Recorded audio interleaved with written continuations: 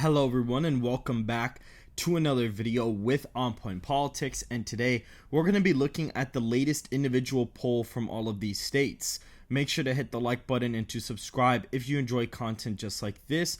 Just to give you guys an idea, this is not a prediction but merely just what the latest poll says in every single state. So starting out with the state of Oregon, we can go all the way to the state of Oregon here, and we'll actually see that there is a poll with Harris leading by 5 points with a sample of about 700 likely voters, and the sample actually seems to be a pretty realistic. It's a D+10 sample, and Joe Biden had a D+12 sample back in 2020 and won the state by about 19-ish or so he did well with independents. So a D+10 electorate would probably seem pretty realistic, and so that may actually be a little bit more accurate than a lot of the state polls we've been getting. At least I know for a fact Oregon is not going to be a safe state in 2024. Looking at the state of Nevada, if we were to go to those polls, in the latest poll out of the state of Nevada, we actually have a statistical tie from the Redfield and Wilton strategies here. And we see the previous poll had Trump actually up by 1. So because of that, I am going to tilt the state into the Republican column. So whenever I do these videos, the rule is if the current poll is a statistical tie, I'll just look at the previous poll, and whoever's leading that one, I will put it for them in the tilt Republican column. In the state of Arizona, Harris is actually leading a poll there, believe it or not. We actually see it down here. Harris is actually leading by about a point or so, or Harris, excuse me. She's leading by a single point in the latest Redfield and Wilton strategies poll, so that actually puts her up quite a bit in the state of Arizona. That's a bigger margin than Joe Biden actually won the state by. Looking at the state of New Mexico here, I believe they finally released a poll here, and it's actually Harris by 7, and it's Redfield and Wilton strategies, and it includes Kennedy as well. So that is fairly interesting. Now, something to point out is that Trump in the state of New Mexico has never gotten 37%. He's always gotten above 40 in the state. And so I don't really think this percentage for him is actually fairly accurate. I think he's going to get above 40, and he'll probably even do better than 43%. So we'll see how that goes. But I doubt he's going to get 37% because his approval rating has gone up from 2020, or at least has recovered after January 6th, and he's never gotten below 40%. So I don't think he's going to be getting that in this forecast. But for right now, the state margin is a likely margin there. In the state of Texas, you will actually see that Donald Trump is also doing pretty well here. He's winning by about 9 points in the latest active vote poll, which tends to oversample Democrats, and he's still leading by a likely margin, which is pretty impressive. In the state of Florida, I believe we also have another poll out of the state from Redfield and Wilton strategies, and Trump leads by 6, but again, they're oversampling Democrats through the roof to the point where the electorate here is tied. But in 2020, Republicans were about 38% of the electorate, Democrats were 30%, and the rest were independent. Now the polls are like, oh, well, actually, there's the same amount of Republicans as Democrats, even though that's more than likely not going to be the case. But for this video, it is going to go in the likely Republican column there.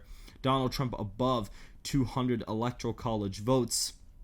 In the state of Georgia, if we go to that state, the latest poll does actually have Trump up by 2 with third parties. And if you actually look at his percentage, he's never gotten below 49% in the state of Georgia. And they have him at 56, or they have him, I believe if we look at it, he's at 46%, and he's never gotten below 49%.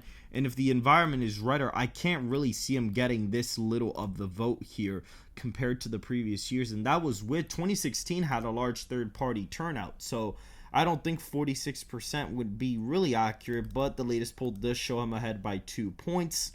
Looking at the state of North Carolina, if we go to that state, this is another state that, the Harris campaign is like, oh, maybe we'll get it, but probably not, because the state has been really stagnant and Republicans have been kind of making gains there. And we see Donald Trump is up by 3 in the latest poll, putting him close to the 270 mark. And if we go to the state of Virginia, which is the one right above it, Trump in the latest poll is actually up by 4 points.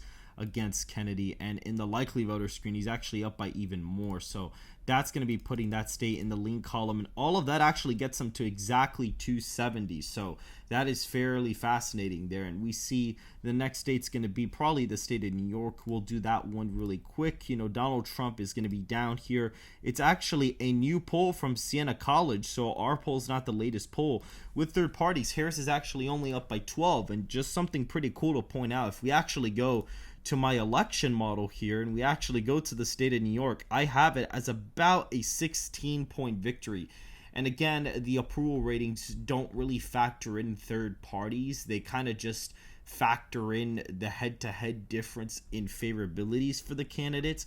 And so for me to be within striking distance of the state margin from pollsters that actually kind of track properly isn't actually that bad. So right now, the latest poll does have it as a higher likely margin state, so around D plus 12 with third parties. Looking at the state of New Hampshire, I believe we still have that deep blue poll. Yeah, Harris plus 6, but the problem is the electorate's like D plus 10 in this poll, and that's not even accurate for New Hampshire.